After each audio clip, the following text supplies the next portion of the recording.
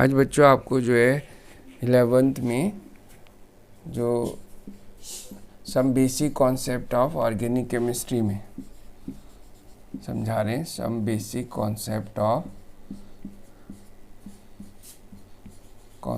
Of organic chemistry. तो इसमें जो है आपको जो है ऑर्गेनिक केमिस्ट्री में समझाया था केमिस्ट्री जो है वो कार्बन की केमिस्ट्री होती है। ठीक है, मतलब सारी केमिस्ट्री कार्बन की है। कार्बन का जो परमाणु क्रमांक है वो 6 होता है।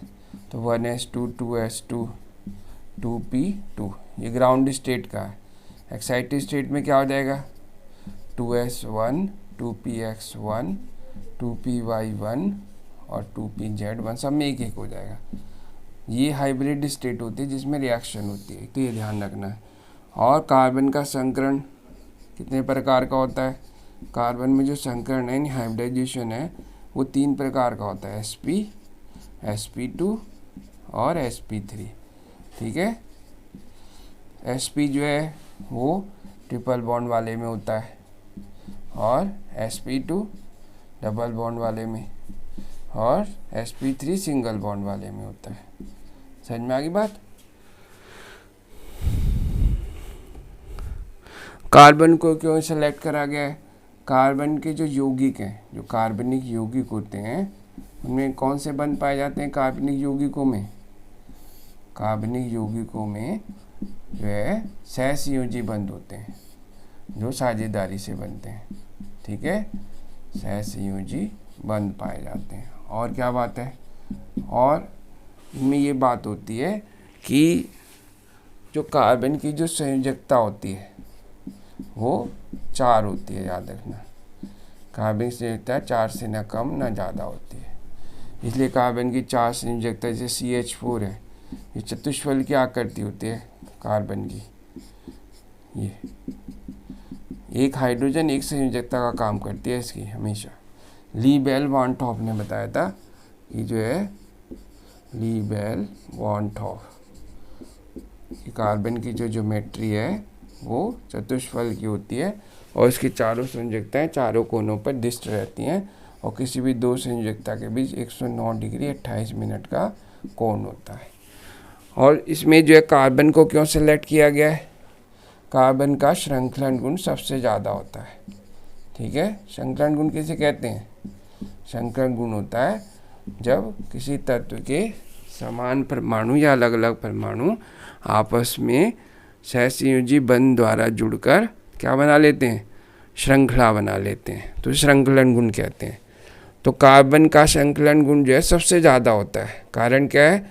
कार्बन के सीसी बंध की, कार्बन का जो सीसी बंध होता है उसकी बंध वियोजन ऊर्जा का मान सबसे ज़्यादा होता है। वियोजन ऊर्जा का मान सबसे अधिक होता है, यानी सीसी बंध को तोड़ने में सबसे ज़्यादा ऊर्जा खर्च होती है।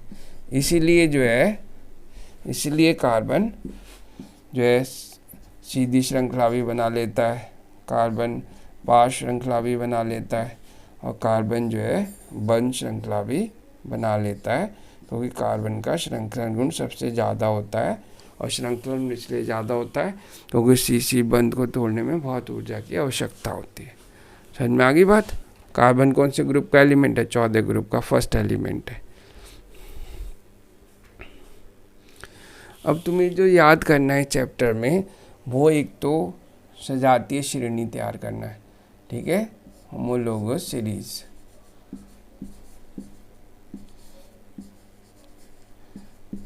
तैयार करनी है।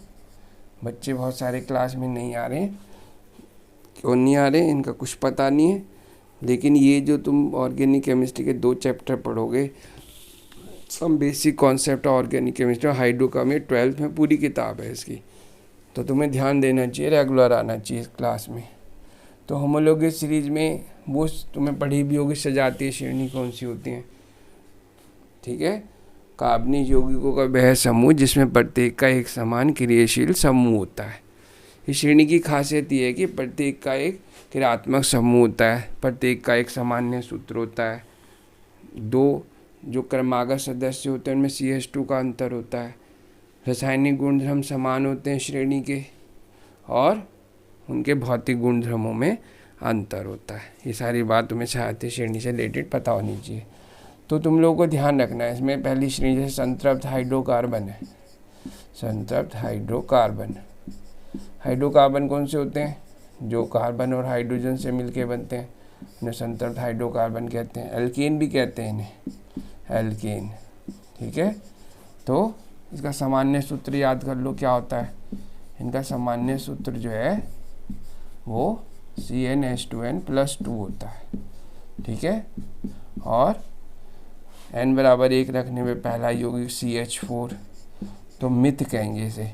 मिथ जो है वर्ड रूट है, यानी कार्बन की संख्या, और उसके बाद लगता है सफिक्स यानी अनुलग्न, तो इसका अनुलग्न एन रहेगा, तो मीथेन हो गया इसका नाम। 2 का जो है इथ बोलते हैं, कार्बन अगर 2 है C2H6 तो इथ हो जाएगा, और बाद में लगेगा अनुलग्न तो इथेन हो जाएगा। इस तरह से 3 को propane, butane, pentane, hexane, heptane, इस तरह से पढ़ते चले जाएंगे। तो संतृप्त हाइड्रोकार्बन वो होते हैं जिनमें कार्बन कार्बन में केवल सिंगल बॉन्ड होता है, ओनली सिंगल बॉन्ड। ठीक है, ऐसी जो है दूसरा होता है असंतृप्त हाइड्रोकार्बन। असंतृप्त यानी अनसैचुरेटेड हाइड्रोकार्बन। क्या होता है असंतृप्त में? असंतृप्त यानी अनसैचुरेटेड।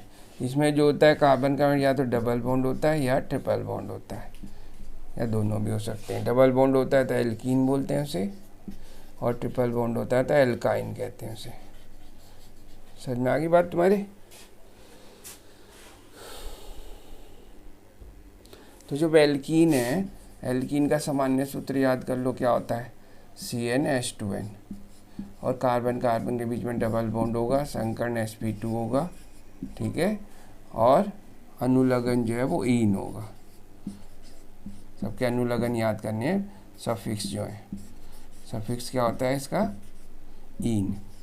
तो इसका पहला यौगिक नहीं बनता n=1 पे, क्योंकि कार्बन के चारों बॉन्ड पूरे नहीं है।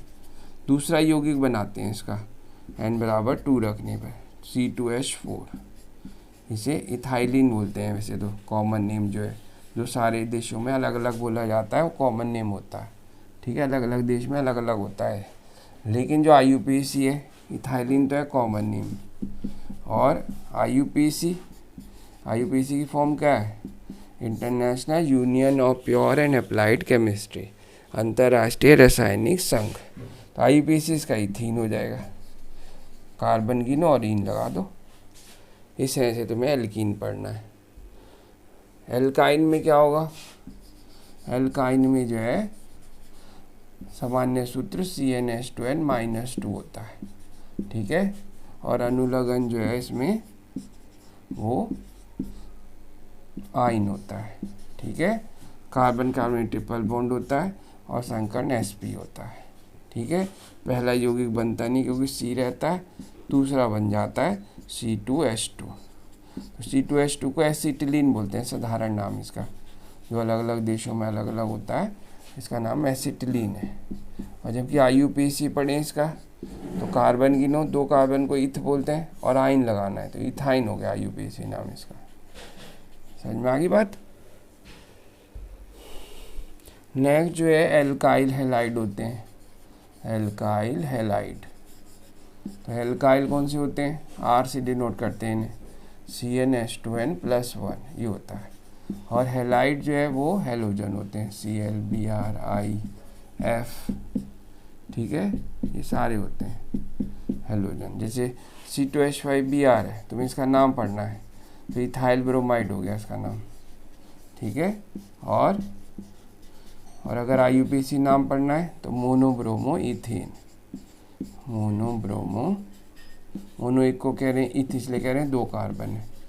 ऐसे CHCl3 का नाम क्या होगा, क्लोरोफॉर्म, क्लोरोफॉर्म के नाम से जानते हैं CHCl3 को। और वैसे IUPAC नाम ट्राइक्लोरोमीथेन हो जाएगा, ट्राइक्लोरोमीथेन। ऐसे CCl4 का नाम क्या होगा, कार्बन टेट्राक्लोराइड, क्या कहेंगे, कार्बन टेट्राक्लोराइड। ठीक है, वैसे IUPAC नाम पढ़ें तो टेट्राक्लोरोमीथेन हो जाएगा इसका नाम, टेट्राक्लोरोमीथेन। ठीक है, ये हो गया। तो इस तरह से एल्काइल हैलाइड को पढ़ते हैं।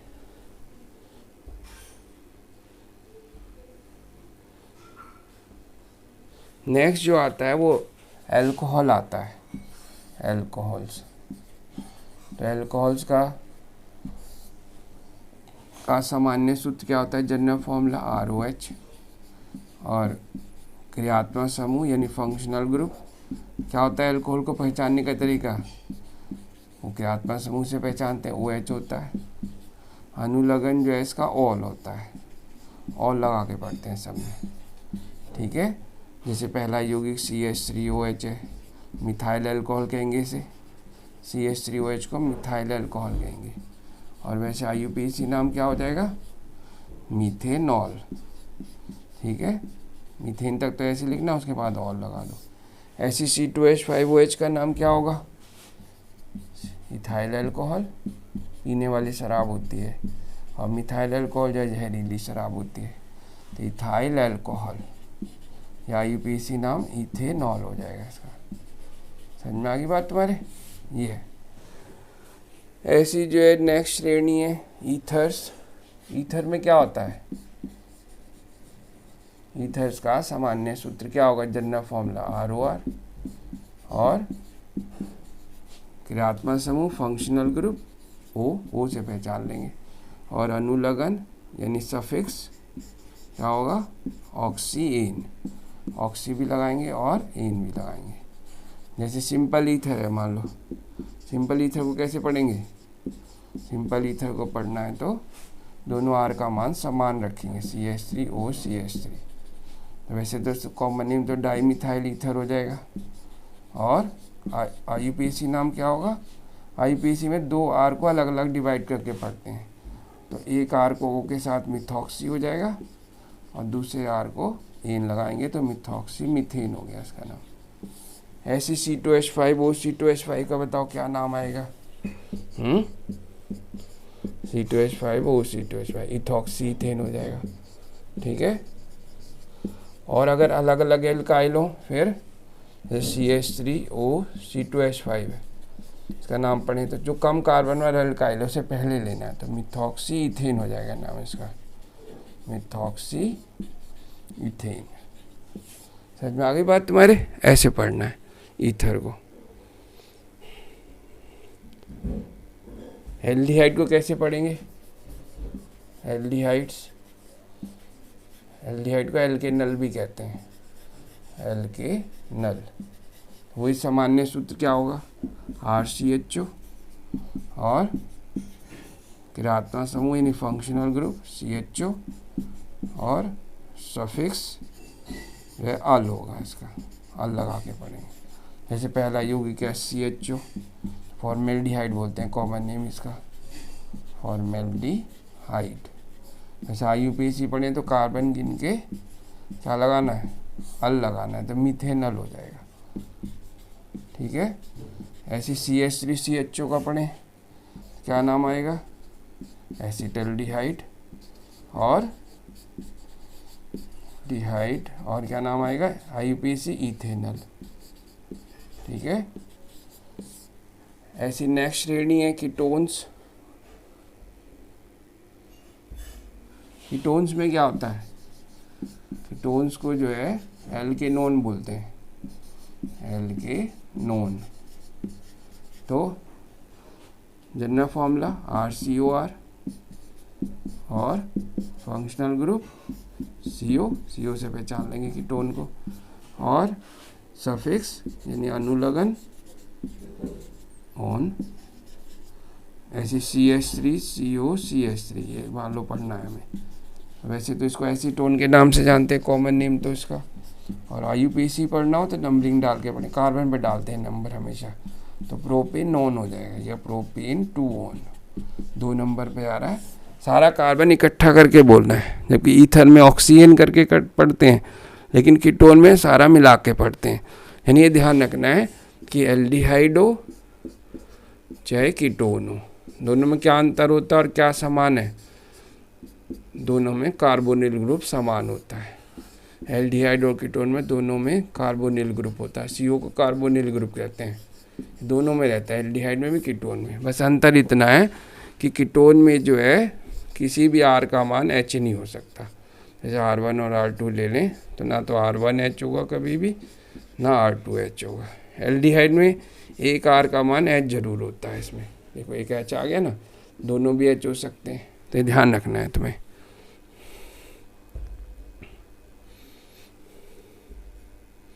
नेक्स्ट जो है कार्बोक्सिलिक एसिड। क्या होता है कार्बोक्सिलिक एसिड? कार्बोक्सिलिक एसिड होता है RCOOH है, ये जनरल फॉर्मूला हो गया, और फंक्शन ग्रुप COOH, और सफिक्स क्या होगा? Oic acid. ओइक एसिड लगा के पढ़ेंगे इसे, ओइक एसिड। पहला कंपाउंड है जैसे SCOOH, फॉर्मिक एसिड कहेंगे इसे, फॉर्मिक एसिड। अब ऐसे IUPAC नाम मीथेनोइक एसिड, मीथेनोइक एसिड। ऐसी CH3COOH का नाम क्या होगा? CH3COOH का नाम एसिटिक एसिड होगा, एसिटिक एसिड, या दूसरा नाम इथेनोइक एसिड। समझ में आ गई बात तुम्हारी? ऐसे तैयार करने हैं। एक एसिड के डेरिवेटिव भी होते हैं, कार्बोक्सिलिक एसिड के व्युत्पन्न, डेरिवेटिव्स ऑफ एसिड। ये कार्बोक्सिलिक एसिड के डेरिवेटिव होते हैं। एक एसिड क्लोराइड होता है, एसिड क्लोराइड, एक एसिड एमाइड, ये सब तैयार करने हैं तुम्हें। एसिड एनहाइड्राइड और एस्टर, ये होते हैं डेरिवेटिव। एसिड क्लोराइड में RCOCl आता है, एसिड एमाइड में RCONH2 आता है, और एसिड एनहाइड्राइड में RCOO आता है, और एस्टर में RCOOR- आता है। ठीक है, इनका अनुलग्न याद कर लो। OYl क्लोराइड होता है इसका तो, और इसका अमाइड होता है, इसका ओइक एनहाइड्राइड होता है। और जबकि एस्टर को दो भागों में बांट के पढ़ा जाता है, इसे तोड़ लेते हैं RCOO- और R-। पहले इसका नाम पढ़ते हैं I लगाकर, और फिर इसका नाम पढ़ते हैं O8 लगाकर। ये जैसे मान लो CH3COO-C2H5 है, तुम्हें इसका नाम पढ़ना है, ये एस्टर ही तो है, तो इसका नाम हो जाएगा इथाइल इथेनोएट। इथाइल तो C2H5 की वजह से आया, और 2 कार्बन है, और O8 लगाना है, तो इथाइल इथेनोएट, ये हो गया नाम इसका। ऐसे पढ़ते हैं। तो इस तरह से और ग्रुप भी ध्यान रखना। CN को नाइट्राइल ग्रुप बोलते हैं, ये नाइट्राइल होता है, और NC को आइसोनाइट्राइल कहते हैं, आइसोनाइट्राइल ग्रुप होता है। ठीक है, और एक NO2 होता है, नाइट्रो ग्रुप होता है। तो इस तरह से और ग्रुप भी तैयार कर लेना। ठीक है, तो ये वीडियो जो है तुम्हारी मैंने जर्नल बना दी थी, जिसे तुम लोग याद कर लो। तो याद करने के बाद तुम्हें फिर IUPAC नाम नेक्स्ट वीडियो में सिखाएंगे। हर बच्चा इतनी तैयारी करे जिससे 11th में उसके बहुत ज़्यादा नंबर आएँ, जिससे वो 12th में भी अच्छे से समझ सके और बढ़िया जगह कंपटीशन में जा सके। समझ में आ रही है? 12 B2 के सारे बच्चे खूब मेहनत करो, अच्छे नंबर आने चाहिए, टॉपर निकलना चाहिए 12th में इस क्लास का। कोई चीज़ ना समझ में आए पूछो, तुम्हारे लिए बहुत सारी वीडियो बना देंगे, कहीं भी जाके DPS में या इधर उधर जहाँ भी जाएंगे वहीं बना देंगे आपके लिए। तैयारी करने वाला बच्चा चाहिए बस हमें तो, जो ज़्यादा तैयारी करने वाला 12th का टॉपर बनना चाहेगा उसको 11th से ही अच्छा तैयार करवा देंगे। ठीक है, ओके बच्चों।